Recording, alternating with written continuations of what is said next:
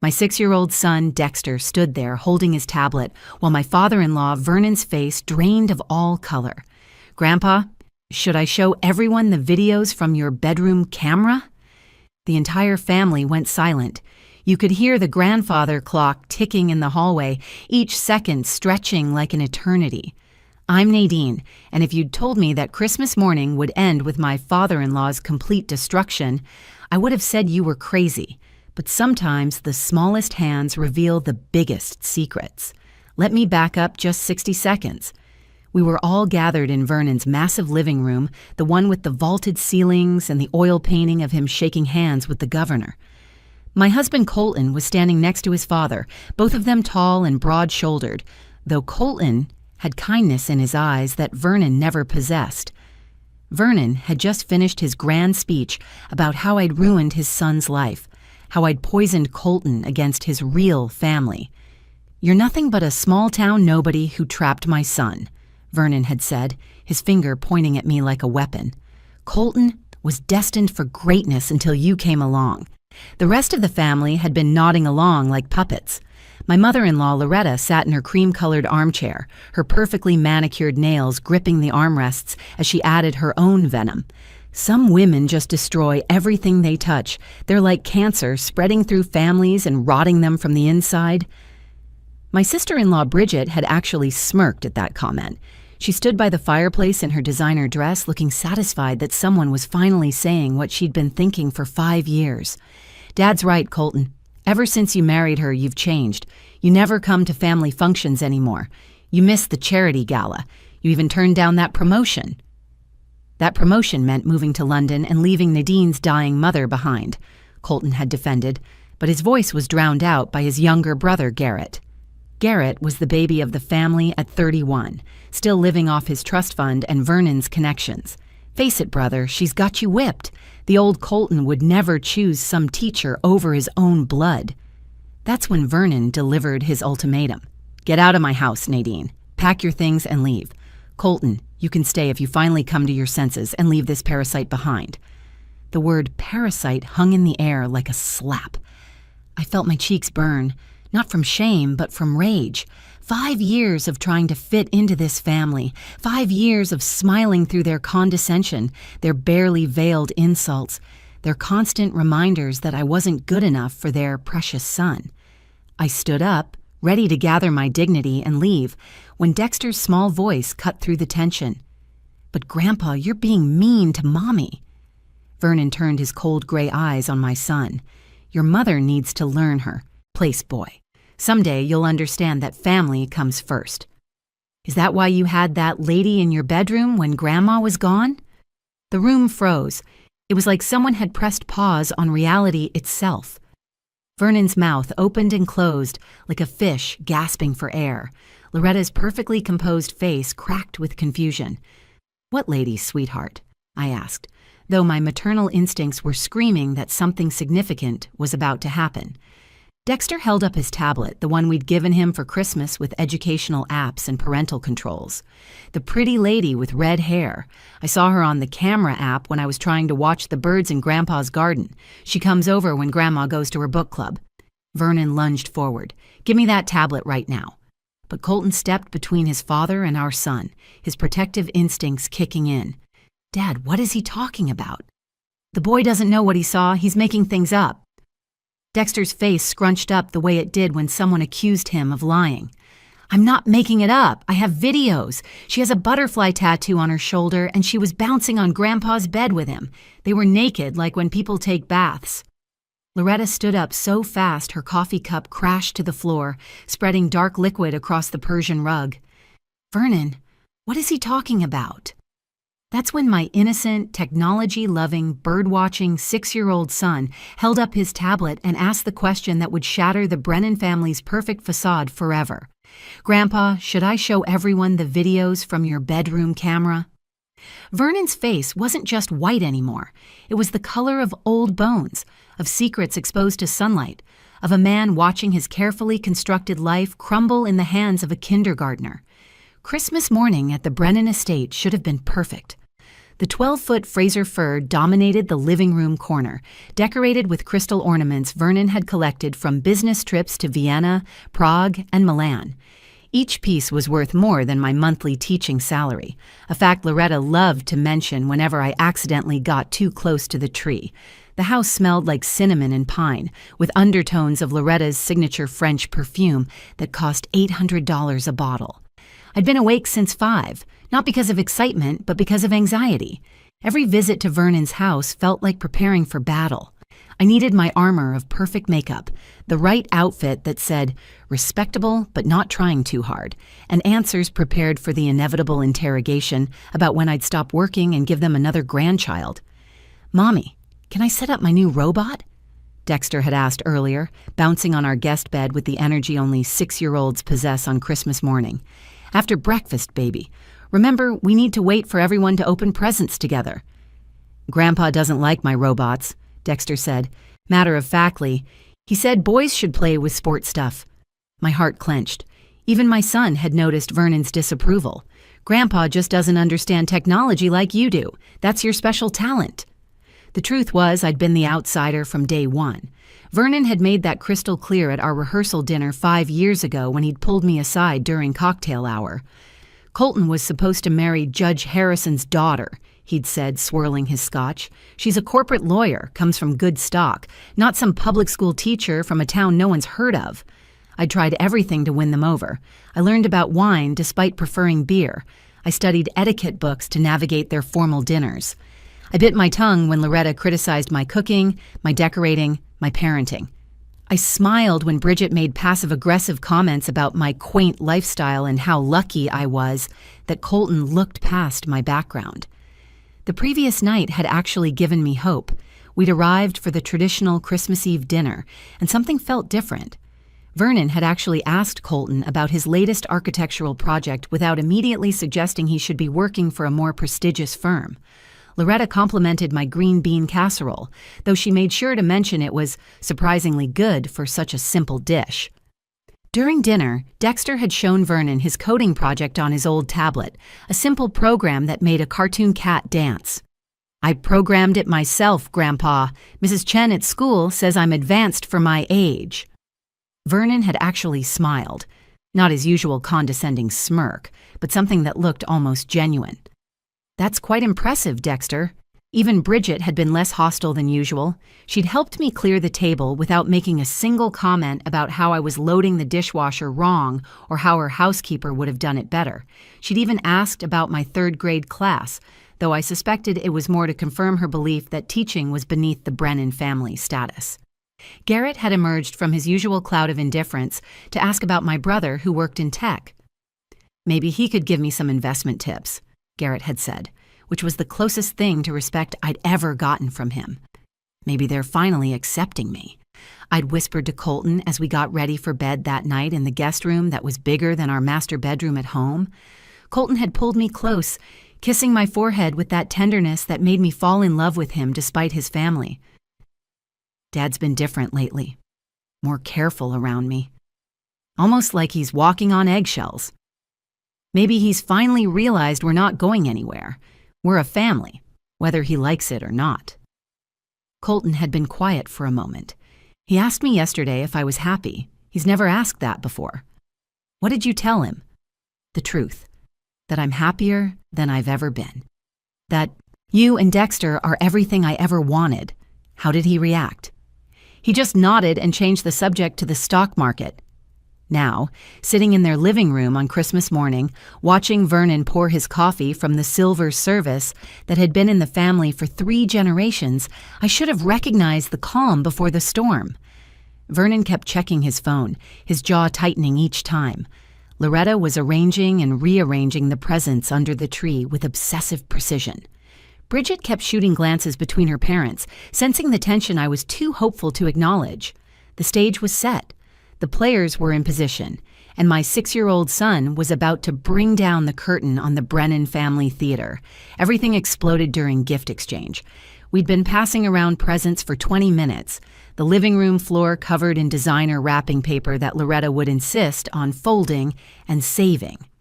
Dexter had just finished unwrapping his gift from us, a kid-friendly tablet with educational apps and parental controls, when Vernon stood up so abruptly his coffee cup rattled on the marble side table. "This is exactly the problem," Vernon announced, his voice cutting through the Christmas music playing softly in the background. "You're poisoning my son against his real family." The room froze. Colton set down the watch he'd been admiring, a gift from his parents that probably cost more than our car. "Dad, what are you talking about?" "Don't play dumb with me, Colton. Ever since you married her," Vernon pointed at me like I was evidence in a courtroom, "you've pulled away from everything that matters. You missed the Harrison Charity Gala. You declined membership at the country club where 3 generations of Brennans have belonged. You even refused the promotion at Whitmore and Associates." "That promotion required moving to London," Colton said, his voice steady, but I could see his hands clenching. "We weren't going to uproot our entire life." "You mean she wasn't going to leave her little teaching job?" Vernon spat the words like they tasted bitter. "$35,000 a year to babysit other people's children while you could have been making partner at the most prestigious firm in Europe." I felt my face burn. That little teaching job was my passion. Those other people's children were kids who needed someone to believe in them, many from backgrounds Vernon would consider beneath contempt. "My wife's career matters too," Colton said, standing now to face his father. "Career?" Bridget laughed from her spot by the fireplace. "Dad's right, Colton. She's changed you. You never visit anymore. Last Thanksgiving, you chose her family over ours. Mom had to explain to everyone at the club why her son wasn't at the family table." "Nadine's mother had just had cancer surgery," Colton protested. "She needed us there." "Excuses," Garrett chimed in from the leather couch where he'd been scrolling through his phone. "Face it, brother. She's got you completely wrapped around her finger. The old Colton would have never missed Dad's golf tournament to go to some public school science fair." "My son was presenting his project," I finally spoke, my voice shaking with controlled anger. "Colton wanted to be there for Dexter." Vernon turned his cold gray eyes on me. "And that's exactly the problem. You've made him soft, filled his head with this middle-class nonsense about participation trophies and feeling good about yourself. Brennan men are leaders, not followers. They don't sit in elementary school auditoriums clapping for volcano models." "Dexter won first place in the district," I said quietly. "He's 6 years old and already coding. Maybe if you paid attention to your grandson instead of trying to force him into your narrow definition of success, you'd see how special he is." The room went silent. I'd never talked back to Vernon before. Loretta, who'd been watching like a queen observing peasants quarrel, finally stood up from her chair. "Some women just destroy everything they touch," she said, her voice dripping with practiced condescension. "They isolate men from their families, make them weak, convince them that mediocrity is acceptable." She looked directly at me. "I've seen it before with my friends' sons. Common women who trap good men and drag them down to their level." "Common?" I stood up, my whole body trembling. "Is that what you think I am?" "If the shoe fits," Bridget muttered. "You know what?" "I'm done being polite," I said, looking at each of them. "I have tried for 5 years to be good enough for this family. I've endured your insults, your condescension, your constant reminders that I'm not worthy of Colton. But I love him, and he loves me. And we have a beautiful son who's brilliant and kind, even if he doesn't fit your country club mold." Vernon's face turned purple. "Get out! Pack your things and leave my house immediately. You're no longer welcome here, Nadine." He turned to Colton. "You can stay if you come to your senses. Choose your real family or this woman who's destroyed everything we built for you." "Dad, you can't be serious," Colton said, his voice dangerous now. "Dead serious. I've watched you throw away every opportunity, every connection, every advantage we gave you. All for what? A woman who will never understand our world? It's her or your family, son. Choose." The ultimatum hung in the air like a blade. Dexter pressed against my leg, his tablet clutched to his chest, his eyes wide as he watched his family tear itself apart on Christmas morning. I stood up, my hands shaking but my voice steady. "Dexter, honey, let's go pack our things." "But Mommy, what about showing them the thing I found?" "Not now, sweetheart." I took his small hand in mine, feeling the weight of 5 years of trying to belong somewhere I was never wanted. Colton grabbed my other hand, his grip firm and decisive. "We're leaving. Together, Dad. All 3 of us." "Then you're making the biggest mistake of your life," Vernon spat, his face still purple with rage. "You walk out that door with her, and you're done. No inheritance, no family connections, no future at any firm I have influence with." "Fine," Colton said simply. "I'd rather build my own future than live in your shadow." Loretta gasped. "Colton, think about what you're saying. Your father built an empire for you. Everything we've done has been to secure your success." "No, Mom. Everything you've done has been to control me. There's a difference." As we headed toward the stairs, I heard Dexter's voice behind us, still innocent despite the chaos around him. "But Daddy, I really wanted to show Grandpa what I found when I was playing with the security app." Colton stopped mid-step. "What security app?" "The one on my tablet. Remember when we visited last month and Grandpa gave you the login for the house cameras? You put it on my old tablet to check if we left my robot here, but then you got me the new tablet and forgot to remove the app from the old one." My mind raced. Vernon had installed security cameras throughout the house last year after Bridget claimed some jewelry went missing during a party. He'd given Colton access during a business trip, paranoid about break-ins. "I've been using it to watch the birds at the feeder in their backyard," Dexter continued, his voice brightening at the chance to share his discovery. "Cardinals come every morning at 7:15, but there's other stuff too." "What kind of other stuff?" I asked carefully, kneeling down to his level. "Well, there was this lady who came over when Grandma was at her book club.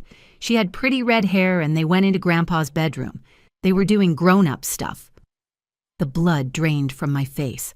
I looked at Colton, whose expression had shifted from hurt to something darker.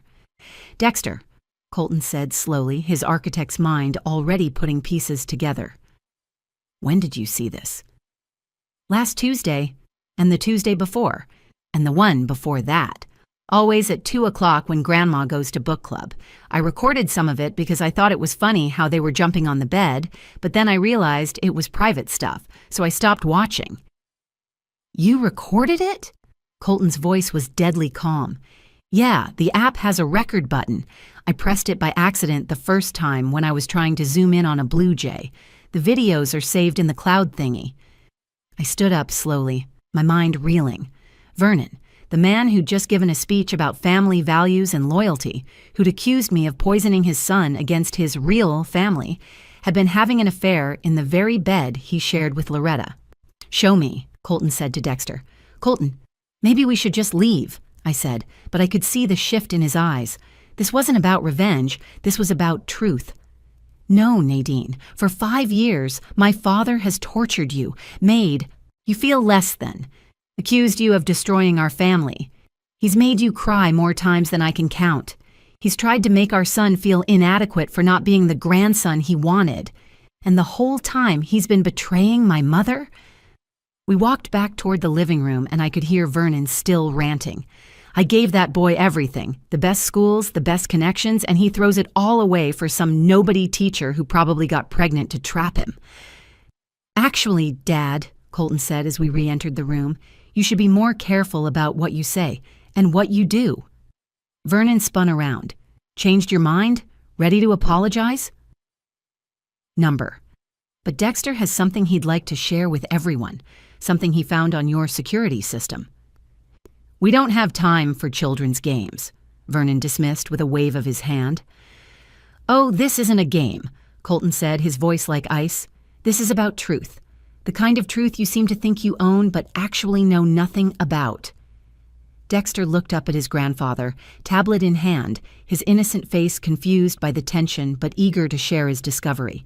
The room held its breath, waiting for what would come next. That's when Dexter, in his innocent 6-year-old voice, said the words that changed everything. "Grandpa, should I show everyone the videos from your bedroom camera?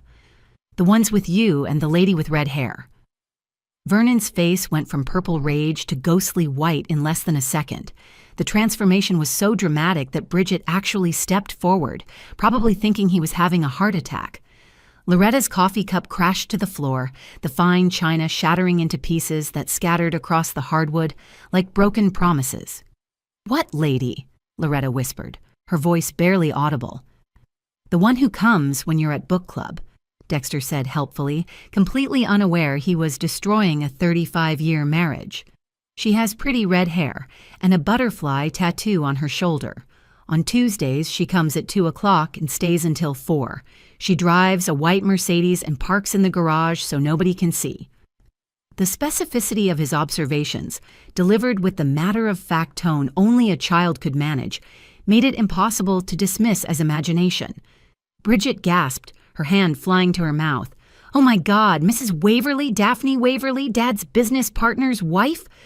Vernon lunged for the tablet, his desperation pathetic. "Give me that device right now, you little brat!" But Colton intercepted him, pushing his father back with one firm hand to the chest. "Don't you dare call my son names, and don't you dare try to hide what you've done." "It's not what it looks like," Vernon stammered, the powerful banker reduced to cliches. "Then let's see what it looks like," Colton said, taking the tablet from Dexter. "Everyone should see exactly what kind of family values you really represent." He turned the tablet toward the room and pressed play. The video quality was crystal clear, Vernon's top-of-the-line security system working against him.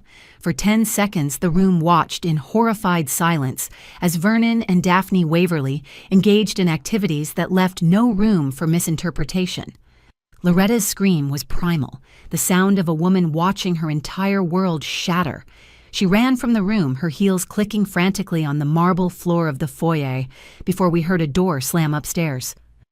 "Turn it off," Vernon begged, his commanding voice now reduced to a whimper. "Please, Colton, turn it off." Colton stopped the video but held onto the tablet. "How long, Dad? How long have you been sleeping with Daphne Waverly while preaching to me about loyalty?" "It doesn't matter," Vernon tried to regain his composure. "This is between your mother and me." "Like hell it is," Bridget exploded, tears streaming down her face. "Mom defended you for years. Every time someone mentioned seeing you with other women at conferences, at hotels, she said they were lying, that they were jealous of your success. She destroyed friendships defending your reputation." "Other women?" Garrett had finally put down his phone, his face pale. "This isn't the first time?" Vernon's silence was answer enough. "You accused my wife of poisoning me against family," Colton said, his voice deadly calm. "You called her a parasite, said she destroyed everything she touched. But you're the one who's been destroying this family from the inside. You're the poison, Dad."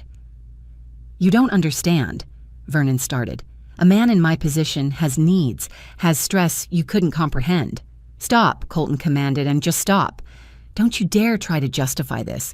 You stood here 15 minutes ago and tried to destroy my marriage while yours was built on lies." Dexter tugged on my sleeve, his voice small. "Mommy, did I do something bad?" I knelt down and pulled him close. "No, baby, you didn't do anything wrong. Sometimes the truth needs to come out, even when it hurts." "Is Grandma okay?" "She will be," I said, though I wasn't sure if that was true. Garrett stood up, his face twisted with disgust. "I need to check on Mom." He looked at his father with contempt. "You're pathetic. All those lectures about maintaining the Brennan reputation, about honor and legacy. You're nothing but a hypocrite and a liar." As Garrett left, Bridget turned to me, mascara running down her cheeks.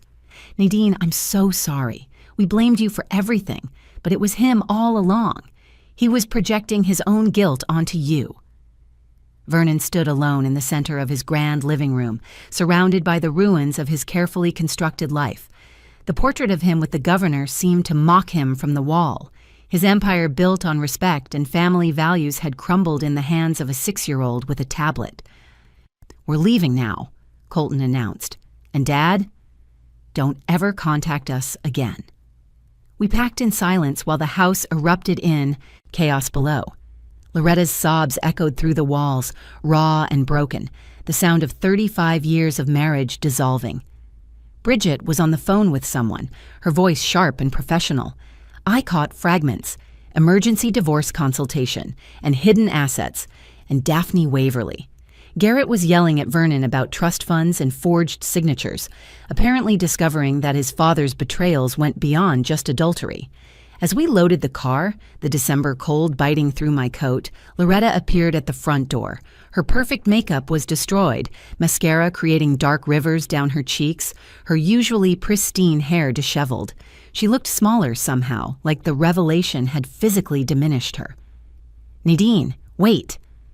I tensed, expecting one final attack, one last attempt to blame me for their family's destruction. "I'm sorry," she said quietly, her voice hoarse from crying.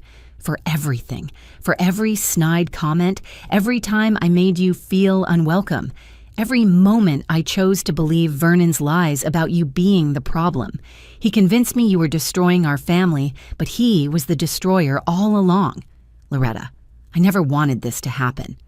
I know, and that makes my treatment of you even worse. You tried so hard to be part of this family, while I did everything to push you away. And Dexter?" She knelt down to his level, her expensive dress touching the wet driveway.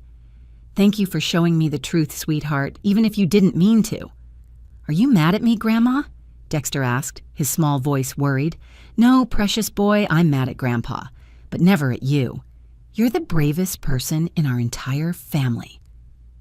3 months later, Loretta's divorce was finalized. She got the house, half of Vernon's retirement, the vacation home in Aspen, and something more valuable than any monetary settlement: her dignity back.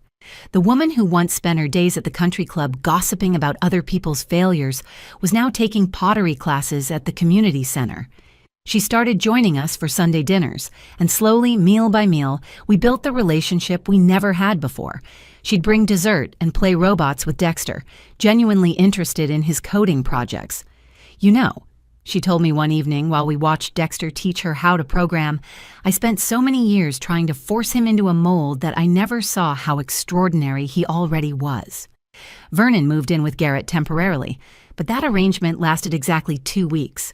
Garrett discovered Vernon had been draining his trust fund for years, using it to fund his affairs and pay for Daphne Waverly's shopping sprees. The money meant for Garrett's future had been spent on hotel rooms and jewelry for a woman who wasn't his mother. Garrett kicked him out and filed charges for fraud. Bridget went to therapy and finally understood why her marriage had failed 3 years ago. "I married a man, just like Dad," she told me over coffee. One afternoon. "Controlling, condescending, unfaithful. I accepted it because I thought that's what powerful men did. Dad normalized it for me." She was working on herself now, and we were slowly becoming actual sisters-in-law instead of adversaries. "You know what the ironic part is?" Colton said one evening as we watched Dexter play with his new robot kit, the one Loretta had bought him for his 7th birthday. "Dad always said you'd destroy our family." "And," I asked, though I already knew where he was going, "you didn't destroy it. You revealed it was already broken. The foundation was rotten, built on lies and hypocrisy. Sometimes destruction is necessary for rebuilding." Dexter looked up from his robot. "Daddy, can I still use the security app?" "No, buddy, we're going to stick to apps that are meant for kids from now on." "Okay, but I'm glad I found those videos. Grandma smiles more now. Real smiles, not the fake ones she used to do." He was right. Loretta did smile more. She'd started painting again, something Vernon had called a waste of time for decades. She traveled to Greece with her sister, sending us postcards from Santorini. She even started dating a kind widower from her book club, a retired literature professor who brought her flowers and read poetry to her. As for Vernon, the last I heard, Daphne Waverly's husband divorced her and sued Vernon for alienation of affection. Vernon lost his country club membership when the affair became public. His business partners distanced themselves. The man who'd accused me of poisoning his son against family had successfully poisoned himself against everyone who'd ever loved him. He lived alone in a downtown apartment, sending emails Colton never opened and leaving voicemails we never returned. That Christmas morning, my 6-year-old son accidentally taught us all a profound lesson. The truth doesn't destroy families. Lies do. And sometimes, the people pointing fingers are just trying to distract you from what their other hand is doing. If this story resonated with you, if you've ever been made to feel like you don't belong or been blamed for problems you didn't create, please hit that like button and share this video. Your story matters, and sometimes it takes the innocent eyes of a child to reveal what adults choose to ignore. Comment below with your own experiences, and don't forget to subscribe to our channel for more stories about truth, family, and finding where you really belong.